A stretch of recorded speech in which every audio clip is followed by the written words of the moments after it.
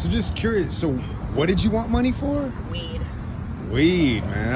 That's my favorite too. Man, a lady just gave me this roach. Nice. Is that your drug of choice? Hell yeah, that and drinking. But I don't buy beer because my dad, I refuse to make the alcohol people rich when it took my dad's life because he died of cirrhosis of the liver. And he left when I was 2 because drinking was more important.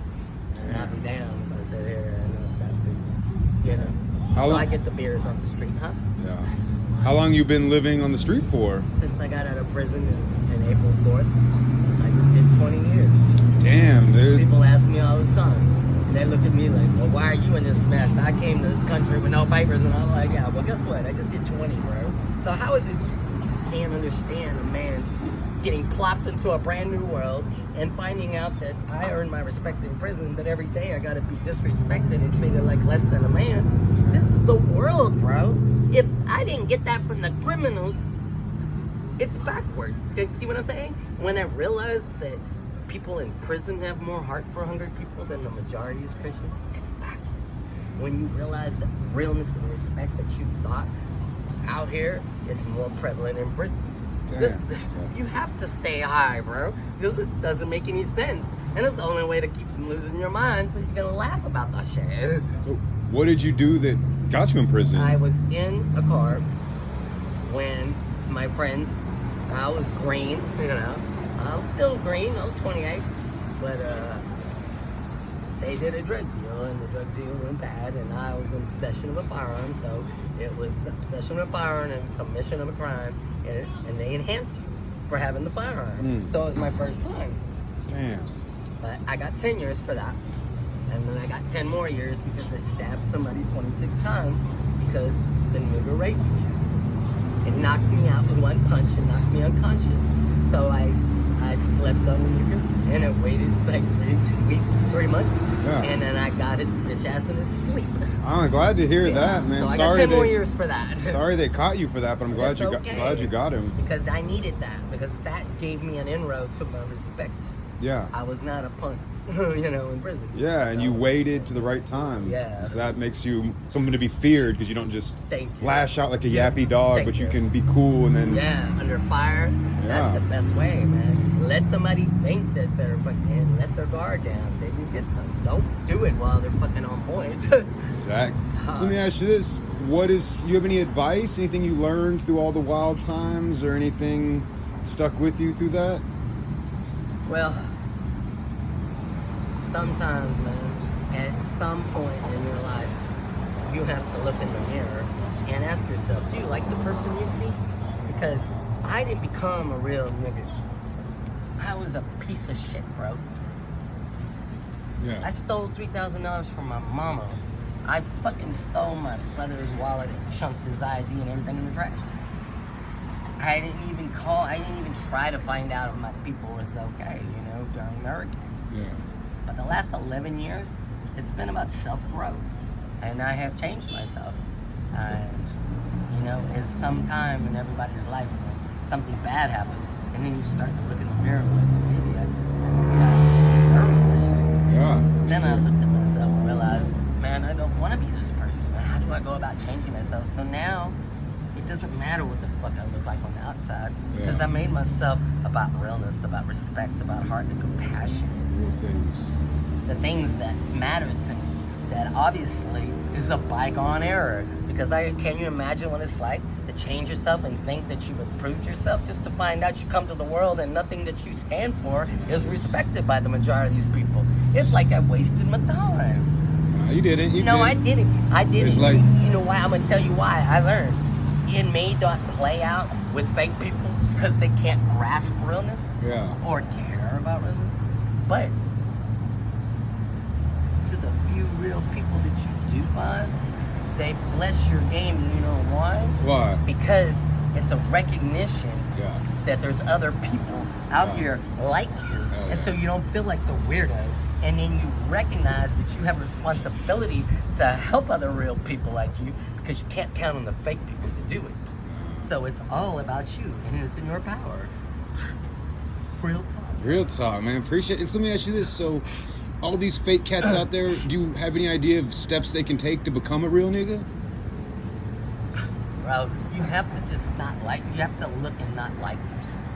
Yeah. You just have to be honest with yourself. Yeah. Everybody's life when they realize or should take a look, do some self-reflection. Yeah. You know, I mean, you don't grow without self-reflection. I mean, don't people want to grow? I don't want to stay stagnant. I wanted to be able to try to evolve myself. I learned on the way, bro. And so let me ask you this, did you have any problems with black people or white people? You got along with everybody in jail? It's more about the real people you got along with. Well, I had my respect from all kinds of different races, you know? Mm-hmm. Black people tend to be feared more in prison because, you know, it's the R of, you know, and so people are intimidated. But they don't intimidate me because I've already shown motherfuckers that I'm not your average white boy. Yeah. And so I had a lot of black friends that, you know, talked to me, you know, and I was okay. We're not friends, we're just acquaintances. So it doesn't matter who you are. It's just, you know, recognition that they're not going to just be able to do you because you're not going to let them. Okay, guess what? I will tell you case in point. There's this fucking white guy that came over here and he's over there pacing back and forth and he's hearing me trying to be real and I see him do this right here. So I come to cock my eye. Yeah. I said, damn nigga, you fucked up about something? Because you're looking at me crazy. Yeah. He didn't say nothing. He goes, I was about crack. So I said, hey, nigga, guess what? Don't you got business of your own, nigga? So why don't you mind it? Because I'm not in yours. What happened to this world? Because you're like a girl, bro. You always want to be in everybody's business. So he said, and you need to shut up or I slap you. So I told him, nigga, your slapper broken? I said, last time I checked, I'm still here, nigga. You're the one walking away, so you ain't all that angry, bitch. Real talk, real talk. You got this nigga fucked up. Because I don't care to die. Yeah. I spit realness to motherfuckers every day. Yeah. You'll die with a clean conscience. I don't pussyfoot and sugarcoat my words, bro. No pussyfooting. What for? I feel that. I had a man tell me, Mr. Cantu at the Lakes Cabaret, he told me this. He said, nigga, you need to do better for yourself, blah, blah, blah. And he let me have it. Yeah. But I stood there and I took it. And I told him the next day, or I told him that day, nigga, I love that, bro. Yeah. Just tell me the truth. I don't have time for people trying to give me what I want to hear. Yeah. Play me and tell me what I'm fucked up about, what I need to change. Because if it ain't for the manly, honest person that has balls, well, I may never know. Yeah. So I have a lot of real people out here that, I mean, when you take, well, it seems a lot to me, but when you look at the small sample size compared to the fake people, it's really nothing. But I got about 20 real people out here. Arlene at Harlene's Home Store. Big John, who works security at Lakes Cabaret. Shout out. He was Dion, who's won 1000 with me for 5 years now. Yeah. He works at the Lakes too. Big John wasn't even warming up to me. And he heard me mention Chase one day to Dion and asked him about my friend Chase. So he's, what? So he called Chase. And Chase said, and then he goes, 100, 100. He saved my life in this parking lot twice.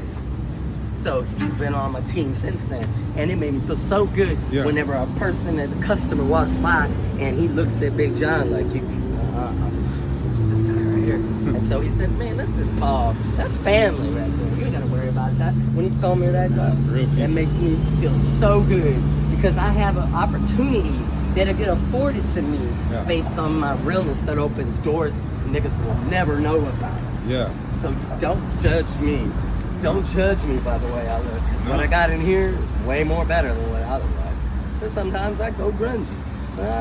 I get stoned and I get tired. And I'm beat down in the sun all day from dealing with these fucking people. Yeah. So by the time nighttime comes, I don't have a lot of energy, bro. Sometimes I just say, fuck it, I'll do it tomorrow. Or I get something to eat and I'm so tired that I just pass out. I can't even get the energy to walk back to the bridge sometimes. I just climb in the first building. So, how do you get your money? Do you stand on the... No, I'm going to tell you. I used to work at the smoke shop, the Little Smoky Smoke Shop on Broadway, going towards 610. I made $50 a week, which is a lot in a homeless person's world. $10 a day, cleaning the parking lot. And I supported myself that way. Yeah. And I had 2 other jobs food repair place, taking the trash out once every 4 days. But I went 2 weeks where I couldn't even do it because the bitch ass dumpster people wouldn't come pick up the dumpster. So that slayed me and fucking threw me off whack. And then the smoke shop, my boss lady, Heaven, who's her real name, she quit and went to Chilo's because she's pretty and she could be a bartender and make more money. Yeah. So I can't hate on her because she was the first real person I met when I got out and the first person to even offer me a job, bro, so I could salvage the manhood. So that's what I've been doing, but I don't have that job anymore.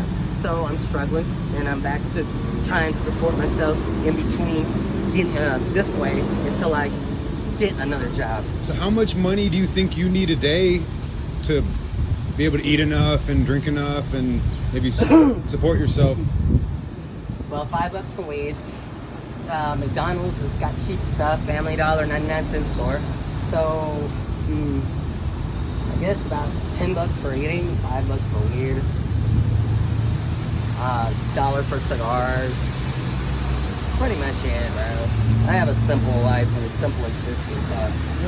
I go to the bathrooms, I don't buy soap, I go to the bathrooms and take a bath, I suppose. Trying to cut down on extra stuff that I really can't afford. Because the only thing that I try to get that I don't really need is weed. Everything else is about fucking needs, bro. Yeah. And I always put my fucking wants last. I learned that out here. Wise man. You can never fucking put what you want first because you're gonna be in last place with your needs. I mean, that doesn't make any sense. Do what you need, not what you feel. So I changed it. Let me ask you this one last thing. So, where do you usually take a shit? Well, it's hard to get a bathroom, so a lot of times I just have to go and get a plastic bag and some paper and fucking do it and tie it up and chuck it somewhere. Like a fucking animal, so to speak. But, it's either that, it's survival. So you're not gonna fucking worry about how it looks like or whatever.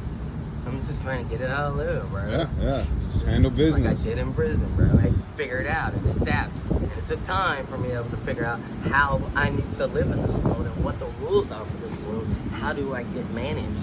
The same thing out here, bro. Everything is a brand new thing. Because it's like a baby in this world, like an alien from another planet. And I come over here and I'm just figuring out what planet Earth's about.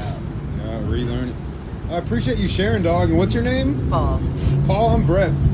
Bet. Nice to meet you, man. Two boss. Hey, can I get you to say that again? Okay. When you were in prison, they told you to emulate. In prison, they told me that my problem was I need to stop being a criminal and emulate the people of this world. As if they have something that I really need to have. But when I come out here, I realize I don't want nothing to be like these people. Because I just look this way. But I have something in me they don't have, majority of. I don't understand how people walk around feeling like shells of a man because they don't stand for anything. You learn a lot about people out here. Just in this situation here. How you respond tells me everything I need to know about you. If you're this, then you're not this, and that. I get psychology lessons all the time. And it helps me to stay out of trouble because I realized something. For the longest time, people used to try to make me feel like the weirdo. But you know what I realized?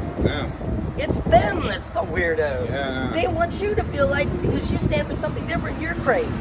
But dude, y'all changed, majority of them changed with the rest of the world and became fake. They're not comfortable in their own skins. So they have to look for other reasons to be uncomfortable because it's really them. Yeah. They gotta look outside. They want to project it onto you so that you feel fucked up. So just change.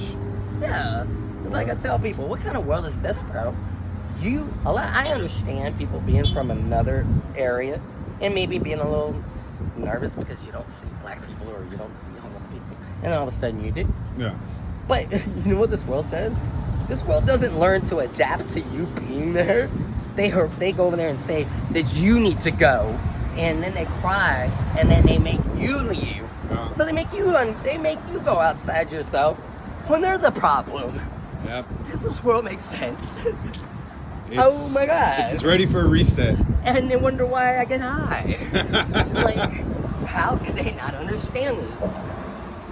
I can't figure this world out, bro, and I don't want to.